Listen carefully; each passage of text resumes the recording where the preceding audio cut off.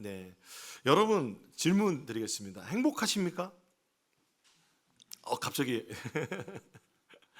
예, 대답하기 힘드실 수도 있고 딱 언뜻 나오지 않죠?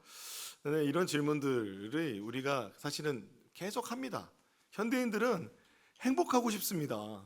행복하고 싶어서 어떤 말을 쓰냐면 워라밸이라고 들어보셨습니까?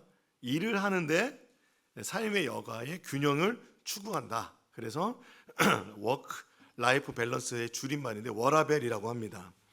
예, 들어보셨죠? 또 하나는 웰빙이라는 말은 옛날부터 많이 꽤 오래되는 말인데 몸과 마음의 편안함과 행복을 추구하는 태도나 행동을 말하는 것입니다. 그렇다면 여러분 진짜 행복이 무엇일까? 이게 살펴보고 싶었어요.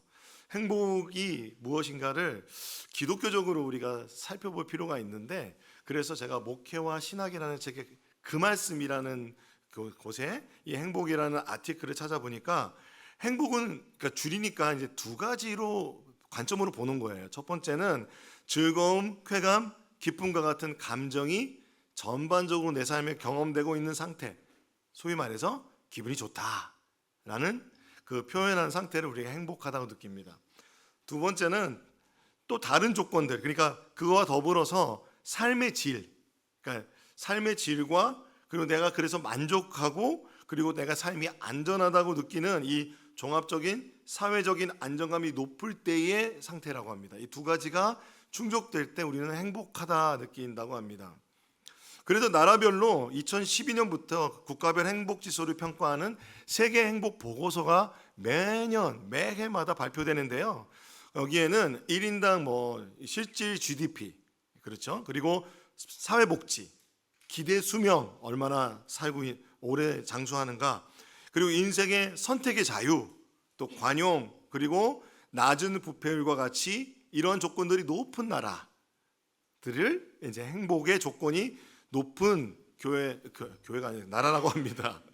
그래서 이런 나라들은 핀란드, 덴마크, 스웨덴, 노르웨이, 아이슬란드, 들어보셨죠? 그리고 네덜란드, 스위스, 룩셈부르크, 뉴질랜드, 호주와 같은 나라가 이러한 그 행복의 사회적 지수가 높은 나라입니다.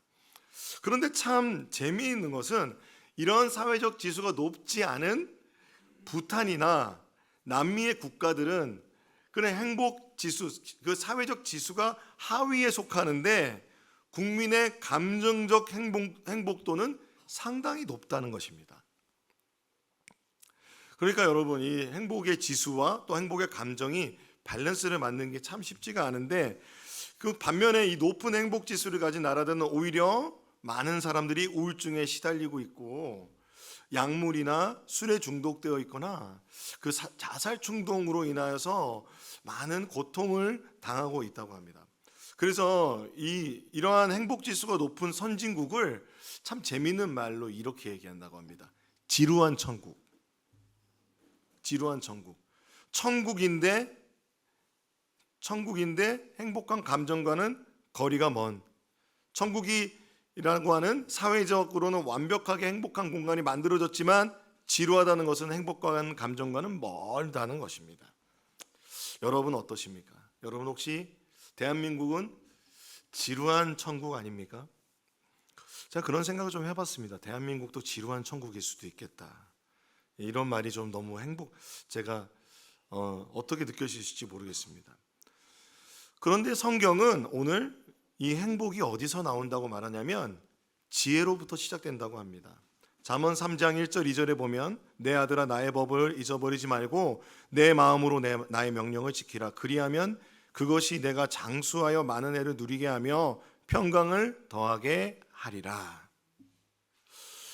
하나님의 법, 즉 하나님의 말씀을 잊지 말고 그 마음으로 하나님의 말씀을 순종하여 지키는 것, 이것이 뭐였죠?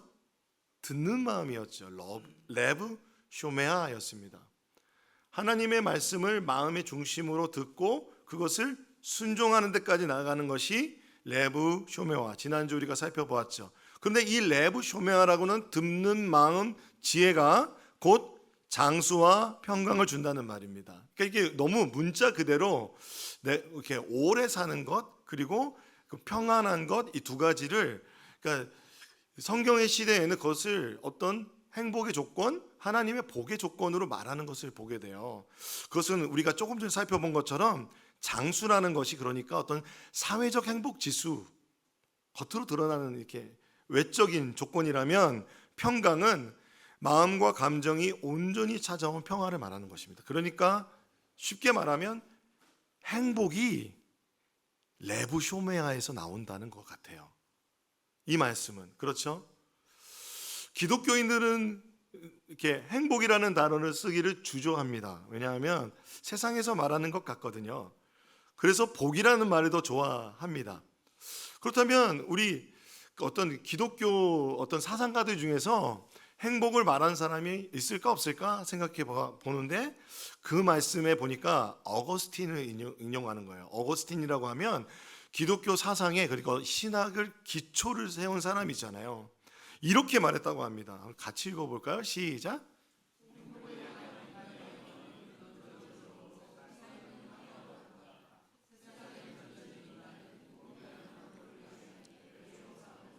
그런데 모든 사람은 이렇다는 것입니다. 그러니까 삶이 항해와도 같은데 인간은 행복이라는 항구, 그러니까 목적을 향해서 배를 저어가는 사람이다라는 것이죠. 이 행복을 어떻게 정의하느냐에 따라서 달라지겠지만, 성경에서 말하고 있는 행복, 그것은 장수와 평강이라는 것은 정말 이제 하나님께서 주신 복을 포함하는 것이죠. 근데 이 배를 젓는 방법이 사람마다 다르다는 거예요. 어떤 사람은 항구를 보면서 직진하면서 가는 사람이 있고요. 어떤 사람은 안개 속에서 길을 잃고 헤매는 사람도 있습니다. 또 어떤 사람은 철학이라고 하는 배를 타고 항해를 합니다. 그런데 이 철학이라는 어떤 배를 타고 항해를 할 때 오만이라는 암초에 부딪혀서 배가 뒤집혀 버린다는 것입니다. 그러니까 이 말은 뭐냐면, 어거스틴은 이러한 배를 젓는 방법이 세속적인 그리고 세상적인 지혜의 한계라는 거예요. 세상적인 지혜는 한계가 있고, 성경에서 진짜 지혜를 찾을 수 있는데, 이 지혜가 위로부터, 즉 하나님으로부터 나온다는 것입니다. 야고보서 말씀은 이 세상적인 지혜와 하나님이 주신 지혜를 이와 같이 비교합니다. 제가 읽어드릴게요. 너희 중에 지혜와 총명이 있는 자가 누구냐? 그는 선행으로 말미암아 지혜의 온유함으로 그 행함을 보일지니라. 그러나 너희 마음속에 독한 시기와 다툼이 있으면 자랑하지 말라. 진리를 거슬러 거짓말하지 말라. 이러한 지혜는 위로부터 내려온 것이 아니요 땅 위의 것이요 정욕의 것이요 귀신의 것이니, 시기와 다툼이 있는 곳에는 혼란과 모든 악한 일이 있습니다. 그러니까 세상적인 지혜는 이와 같다는 것이죠.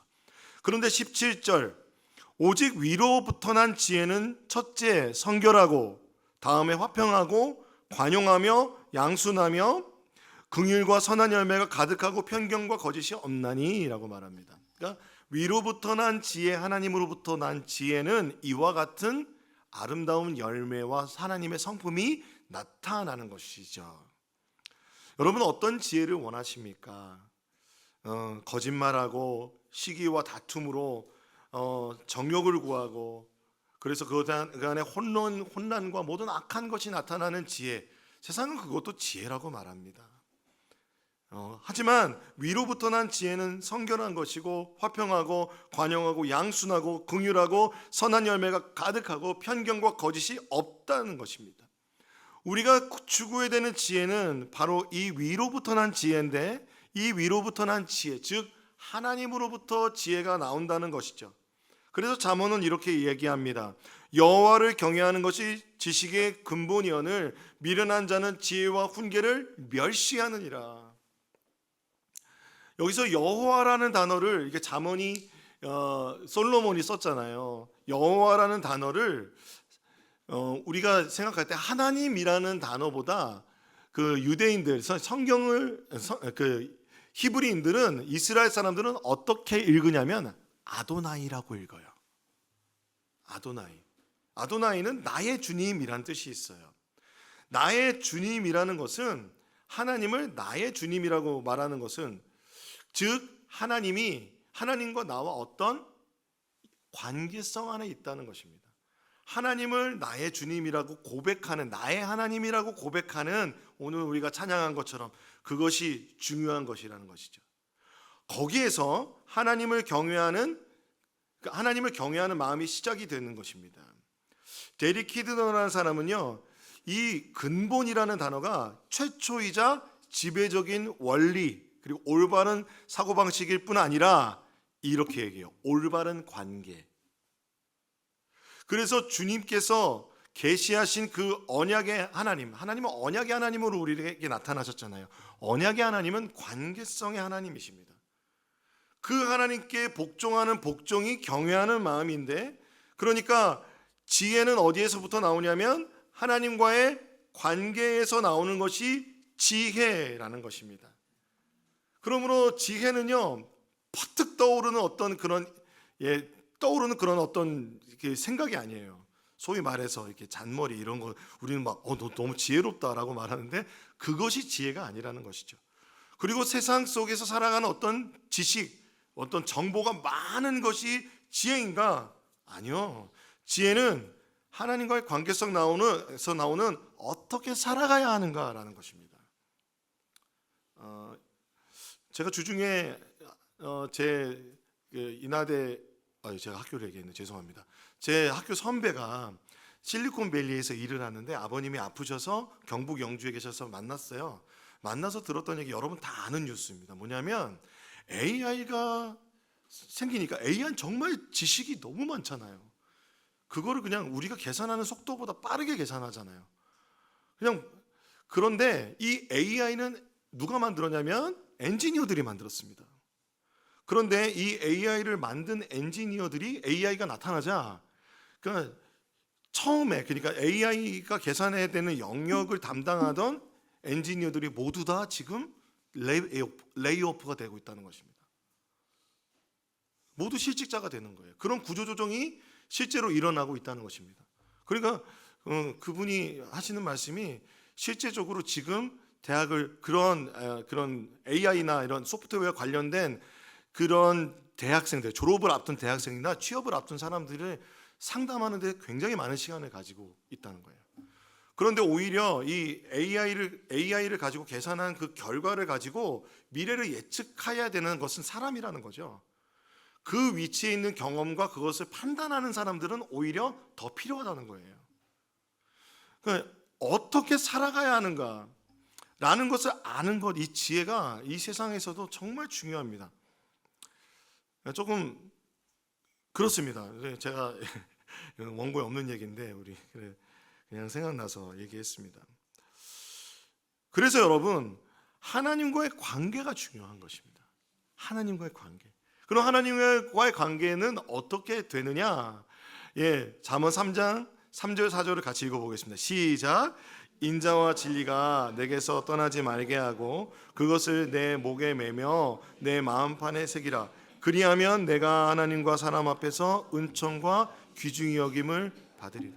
하나님과의 언약적 관계에서 팀 켈러 목사님은 지혜를 얻기 위해서는 사랑을 목에 걸고 마음에 새기라고 말합니다. 인자는 뭐냐면 헤세드입니다. 헤세드는 언약적이고 변함없는 사랑을 말합니다. 하나님께서 결코 언약을 맺은 하나님을 믿는 자들을 버리지 아니하신다는 무조건적인 사랑이죠. 진리는 에메트라는 단어인데요, 확고하다, 지속적이다, 신실하다라는 것입니다. 성경은 늘 인자와 진리를 한 세트로 이야기합니다. 그러므로 하나님의 무조건적인 사랑은 믿는 자에게, 하나님을 붙잡는 자에게 확고하다, 지속적이다, 진실하다라는 것입니다. 그래서 다시 한번 말씀드린다면, 지혜를 얻고 싶다면 사랑을 목에 걸고 마음에 새겨라라는 것입니다. 목에 건다는 건 뭘까요? 그 사랑을 날마다 기억하는 것입니다. 목에 걸고 있는다는 것은 생각날 때마다가 아니라 늘 그 사랑이 나와 함께하고 있음을 기억하는 것입니다. 게다가 이 사랑이 그냥 종이에 쓰는 게 아니라 마음에 새겨지도록 계속해서 묵상하라는 것입니다. 여러분, 누군가 나를 변하지 않고 끝까지 사랑해 준다는 그 존재가 있다는 게 얼마나 큰 힘과 위로가 되는지 모릅니다. 저는 그 사랑을 저희 아내에게서 받은 것 같습니다. 또한 이 사랑을 저는 예수님을 통해서 받았습니다. 성경은 말합니다. 예수님의 사랑은 그 어떤 것과도 끊을 수 없습니다. 환난도 공고도 박해도 기근도 적신이나 칼과 같은 물리적인 위협도 사망 그리고 천사 권세자 그리고 현재일 장래일과 같은 그 모든 것들, 이 영적인 영역에 있는 그 모든 그 다른 어떤 피조물이라도 우리를 주님 예수 그리스도의 사랑으로 해서 끊을 수 없다는 것입니다. 여러분, 이 마음이 집에 갈 때 세상의 불안이 우리의 마음에서 자리를 잃고 이 사랑을 받아들이는 것이 바로 지혜의 시작이라는 것입니다. 그 사랑을 목걸이에 삼고 마음으로 언약에 맺은 사람은 그래서 이 사랑을 믿기 때문에 자신을 믿지 않고 하나님을 믿습니다. 하나님과의 관계성 안에서 중요한 것은 하나님을 믿는 것인데, 이 믿는 것이 오늘 잠언 말씀에 어떻게 표현이 되어 있냐면 너는 마음을 다하여 여호와를 신뢰하라 합니다. 내 명철을 의지하지 말라. 너는 범사의 그를 인정하라. 그리하면 내 길을 지도하시리라. 스스로 지혜롭게 여기지 말며 여호와를 경외하며 악을 떠날지어다. 이것이 내 몸에 양약이 되어 내 골수를 윤택하게 하리라. 우리는 하나님 믿는다고 말합니다. 하나님 믿는다고 말합니다. 누구 믿으세요? 예수 믿어요? 교회 다녀요? 라고 말합니다. 그런데 삶의 영역으로 구체적으로 들어가면 우리는 부분적으로 신뢰할 때가 많습니다. 믿는 것과 신뢰한다는 것은 다르다는 거 여러분 아시잖아요. 종교적인 믿음을 그냥 믿는다라고 말한다면 신뢰는 더 우리의 영혼의 깊은 곳에서부터 믿는 것이죠. 인자와 진리를 의지하면서. 그래서 우리는 사실은 부분적으로 믿기 때문에 때로는 내 직업을 믿어요. 내가 가진 돈을 신뢰해요. 내 관계성의 네트워크를 신뢰해요. 내 능력을 신뢰해요. 때로는 내 부모, 내 자녀를 신뢰해요. 그런데 내가 신뢰했던 이러한 것들이 신뢰했던 것들이 흔들리면 삶 전체가 와르르 무너져 내려요. 왜 그럴까요?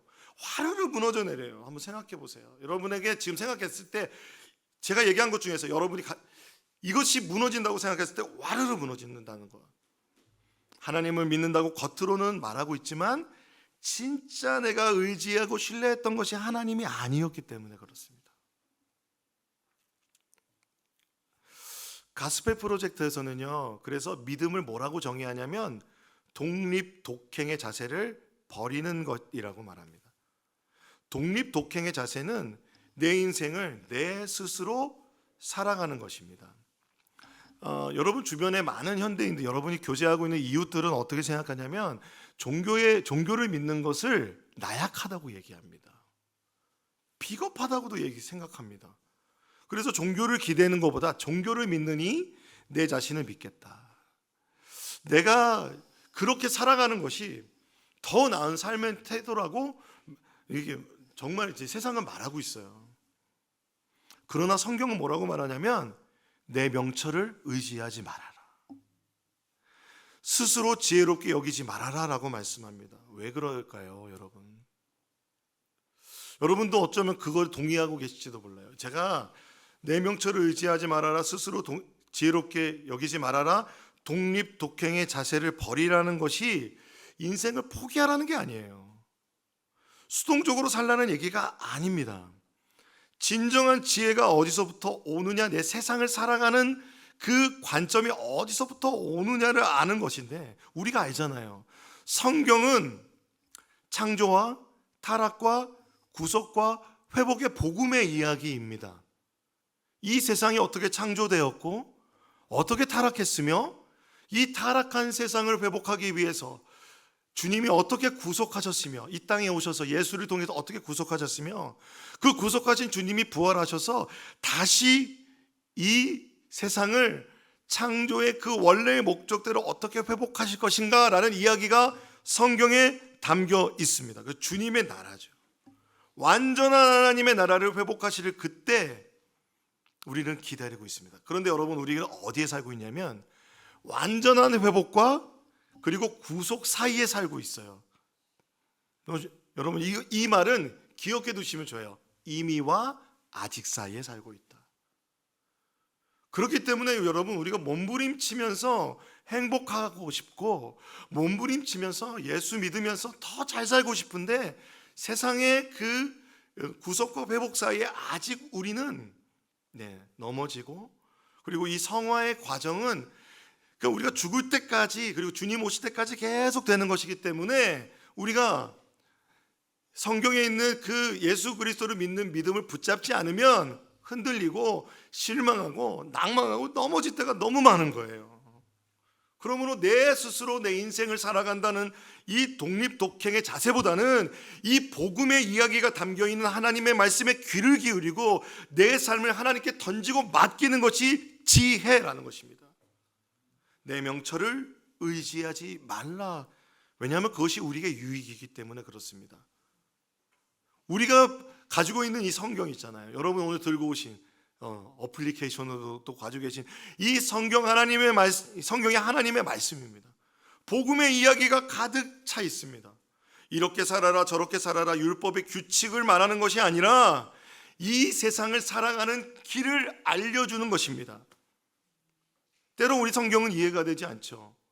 성경을 읽으려면 그때 당시에 역사적인, 문화적인, 그리고 어떤 성경을 문학적인 방법으로 다 우리가 알아가야 되는데 그걸 다 모른다 할지라도, 또한 우리가 그 성경에서 말하는 것은 이 세상에서 말하는 것과 반대의 것을 이야기해요. 좁은 문, 좁은 길을 이야기해요.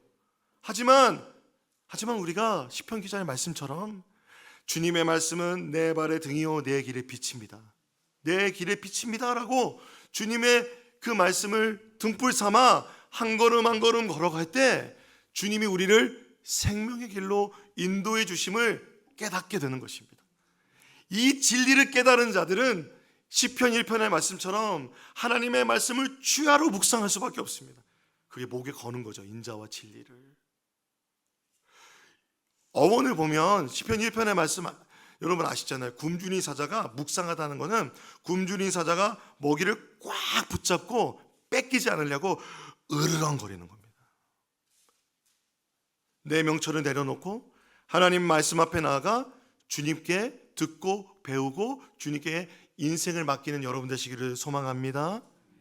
그래서 마지막으로 살펴본 것은, 그런데 이 지혜가 전군과 같이 단련되는 시간이 있습니다. 오늘 본문에 보면 돈과 고난의 문제입니다. 우리가 언제 제일 많이 흔들리냐면 돈 때문에 흔들려요. 재물의 문제 때문에 흔들립니다. 성경은 재물을 주시는 분은 하나님이라고 말합니다. 근데 이 재물이 하나님이 주시는 건데 이 재물이 하나님의 자리를 차지하게 될 때가 많다는 거예요. 재물이 하나님 자리를 차지하면 재물을 의지하고 소망을 두고 그리고 자랑합니다. 그럴 때 하나님의 역사를 가로막는 장애물이 됩니다. 재물은 우리의 삶을 축복하는 것이지만 재물이 하나님의 자리를 가질 때 장애물이 된다는 것이죠. 그래서 재물에 대한 성경적인 자세는 청지기로서 재물을 선용하는 거예요. 흘려보내는 것입니다. 하늘의 보화를 쌓는 것입니다. 잠언 3장 9절은 이렇게 말합니다. 내 재물과 내 소산물의 처음 익은 열매로 여호와를 공경하라. 이 말씀을 자칫 잘못 오해하면 첫 월급은 무조건 하나님께 드리라는 그런 율법으로 다가갈 수 있는데 그 말이 아니죠.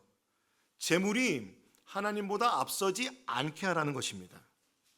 하나님께서 재물의 주인임을 인정할 때 그 재물은 복의 통로가 됩니다. 재물은, 그래서 하나님께서 주시는 것은 내어주는 것이 복의 통로가 된다는 것입니다. 예수님께서는요, 이 모든 세상의 부요함을 가지신 분이셨어요. 하지만 우리를 위해서 십자가에서 그 부요함을 버리셨습니다. 내어주는 자가 되는 것이 하나님의 나라의 재물의 선한 복의 흐름으로 바꾸는 비결이 되는 것입니다. 여러분, 재물을 쥐지 말고 내어놓는 것, 내 마음 안에서 이 재물에 대한 집착을 내려놓는 것, 그것이 예수님을 따라서 그렇게 흘려보낼 때 이 세상 안에 참된 그 축복의 복의 흐름이 이루어진다는 것이죠. 고린도후서 8장 9절에 보면 우리 주 예수 그리스도의 은혜를 너희가 알거니와 부요하신 이로써 너희를 위하여 가난하게 되심은 그의 가난함으로 말미암아 너희를 부요하게 하려 하심이라. 시편 말씀에도요 이렇게 되어 있어요. 내가 어려서부터 늙기까지 의인이 버림을 당하거나 그의 자손이 거식함을 보지 못하였도다. 그는 종일토록 은혜를 베풀고 꾸어주니 그의 자손은 복을 받는도다. 악을 떠나 선을 행하라. 그리하면 영원히 살리니. 흘려보내는 자에게 하나님이 그의 자손들에게 그 선한 일을 이루어 주신다는 것입니다. 그러므로 여러분, 우리가 재물에 대해서 하나님의 주권을 인정하는 여러분 되시기를 소망합니다. 또 하나는 재물이 힘들잖아요. 또 하나는 뭐냐면 고난이에요. 행복과 고난이라는 말은 안 맞잖아요. 그런데 창조와 타락과 구속과 회복의 사이에 살고 있잖아요. 구속과 회복 사이에 살고 있는 우리는 고난이 와요. 죄 져서 고난이 온다는 말을 하시는 분들도 많은데 죄 짓기 때문에만 고난이 오는 게 아니에요. 죄 지으면 고난이 올 수 있죠. 하지만 의인도 고난 받아요. 욥기가 그걸 말하잖아요. 예수를 믿어 칭의를 얻는 이 성화라는 끊임없는 과정 속에서 하나님과 동행할 때, 그런데 이 고난은 무엇이 되는 줄 아세요? 하나님의 지혜를 깊게 하는 촉매제가 됩니다. 그래서 잠언 3장 11절 12절을 같이 읽어볼게요. 시작. 내 아들아 여호와의 징계를 경히 여기지 말라. 꾸지람을 싫어하지 말라. 대저 여호와께서 그 사랑하시는 자를 징계하시기를 마치 아비가 그 기뻐하는 아들을 징계함과. 하나님은, 고난은 하나님이 우리를 미워해서 주시는 게 아닙니다. 사랑하기 때문에 주시는 훈련입니다. 그런데 고난은 징계 같습니다. 꾸지람 같습니다. 하지만 하나님은 우리를 자녀로서 기뻐하시는 그 사랑이 절대로 변하지 않습니다. 여러분, 이것이 칭의의 교리예요. 오직 믿음으로 예수 그리스도로 말미암아서 우리의 자녀됨은 절대로 변하지 않습니다. 하나님은 하나님을 믿는 자를 절대로 거절하거나 버리시는 분이 아닙니다. 하나님은 인자와 자비, 끝까지 우리를 사랑하시는 하나님이십니다. 고난은 그래서 더욱 주님을 알아가고 인생을 살아가는 그 어디서도 얻을 수 없는 값진 보물, 지혜를 얻게 하시는 하나님의 깊은 용광로와 같은 곳입니다. 인자와 진리를 베푸신 하나님 앞에서, 그러므로 우리도 인자와 진리로 반응하는 것입니다. 헤세드라는 것은요, 주님의 말씀이 그 사랑이라면 기꺼이 내가 주님 앞에서 그렇게 살겠습니다. 순종하고. 우리도 에메트처럼 하나님을 확고히 붙잡으며 그 주님을 사랑하는 믿음으로 살아가겠습니다 라는 인자와 진리가 하나님으로부터 와서 우리에게서 열매 맺는 것, 그 믿음의 연단이 되는 시간이 고난이라는 것입니다. 야고보서 1장 2절에서 4절 말씀 같이 읽어보겠습니다. 시작. 내 형제들아, 너희가 여러 가지 시험을 당하거든 온전히 기쁘게 여기라. 이는 너희의 믿음의 시련이 인내를 만들어내는 줄 너희가 알미라. 인내를 온전히 이루라. 이는 너희로 온전히 구비하여 조금도 부족함이 없게 하려 함이라.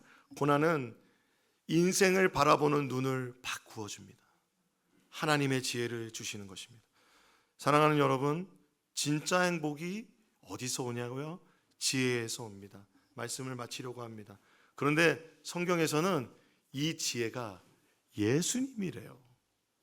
고린도전서 1장 30절에 너희는 하나님으로부터 나서 그리스도 예수 안에 있고 예수는 하나님으로부터 와서 우리에게 지혜와 의로움과 거룩함과 구원함이 되셨다. 여러분의 입술로 한번 같이 읽어볼까요? 시작.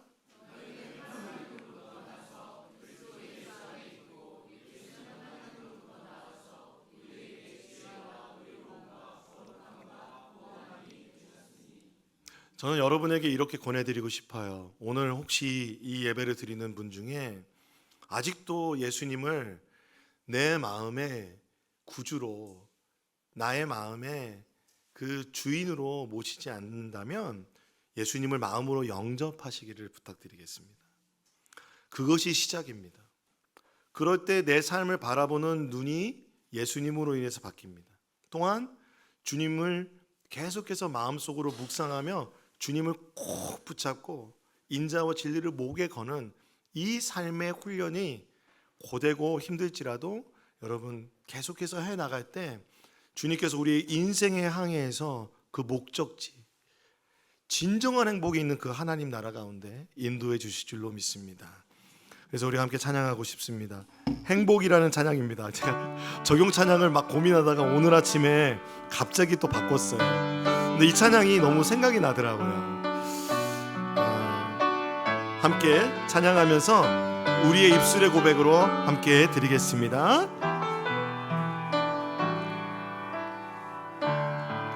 화려하지 않아도 정결하게 사는 삶, 가진 것이 적어도 감사하며 사는 삶, 내게 주신 작은 힘 나눠주며 사는 삶, 이것이 나의 삶의 행복이라오. 눈물 날 일 많지만 기도할 수 있는 것, 억울한 일 많으나 주를 위해 참는 것, 비록 짧은 작은 삶 주 뜻대로 사는 것, 이것이 나의 삶의 행복이라오. 이것이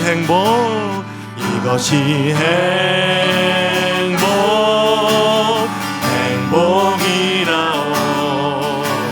세상은 알 수 없는 하나님 선물, 이것이 행복이라오. 하나님의 자녀로 살아가는 것, 이것이 행복이라오. 이것이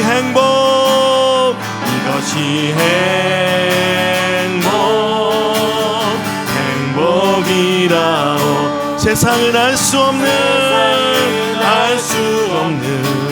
하나님 선물, 이것이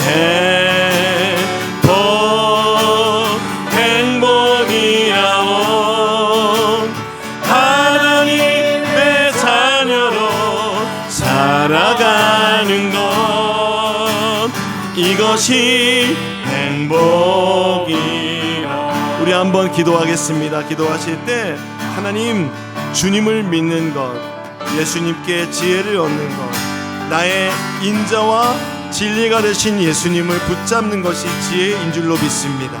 주님, 우리가 또한 삶을 살아갈 때, 재물을 대할 때, 고난을 대할 때 정말 주님의 사랑을 기억하게 하여 주옵소서. 우리의 명철을 내려놓고 스스로 지혜롭게 여기는 것을 내려놓고 하나님 지혜 되신 예수님을 바라보게 하여 주옵소서. 우리가 합심해서 한번 기도하며 나갑니다. 기도하시겠습니다.